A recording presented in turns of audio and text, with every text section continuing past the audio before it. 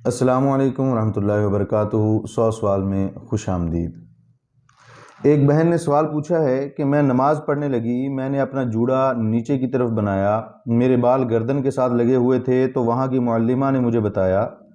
کہ جب تک تمہارے بال کھلے نہیں ہوں گے نماز ادا نہیں ہوگی، یعنی بالوں کی دم نیچے کی طرف ہو تب نماز ادا ہوگی۔ اس کا مسئلہ بتائیے کہ جوڑا نیچے کی طرف بنایا ہو، بال فولڈ ہوں تو نماز ادا ہوگی یا نہیں ہوگی۔ یاد رکھیں، عورت کا گدی پر بالوں کا جوڑا بنانا بالکل جائز ہے، اور حالت نماز میں یہ زیادہ افضل ہے، کیونکہ حالت نماز میں عورت کے لیے بالوں کا چھپانا ضروری ہے، اور اس صورت میں بالوں کے پردے میں زیادہ سہولت ہوتی ہے۔ بس اگر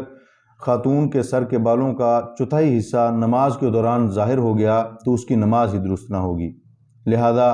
صورت مسئولہ میں بالوں کا کھولنا صحت نماز کے لیے ضروری نہیں ہے، آپ کی نماز ادا ہو گئی۔ اس معلمہ کی یہ بات غلط ہے۔ اس میں ایک بات یہ بھی ذہن میں رکھیں کہ بسا اوقات خواتین گھر میں ایسا دوپٹہ استعمال کرتی ہیں جو انتہائی باریک ہوا کرتا ہے، جس کو اگر سر پہ لیے جائے تو سر کے سارے بال اس میں سے نمودار ہو رہے ہوتے ہیں، تو ایسے دوپٹے اور ایسی چادر کا استعمال کرنا یہ شرعاً درست نہیں ہے، نہ ہی نماز کے لیے اور نہ ہی غیر نماز میں، کیونکہ اس سے بالوں کا پردہ وہ زائل ہو جاتا ہے، اور نماز کی صحت کے لیے بالوں کا پردہ ضروری ہے، اور نماز کے علاوہ بھی عورت کے لیے یہی حکم ہے کہ وہ اپنے سر کے بالوں کو ڈھانپ کر رکھے۔ اسی میں عورت کے لیے شریعت نے زینت رکھی ہے، اور عورت کے لیے اسی میں ہی حسن ہے۔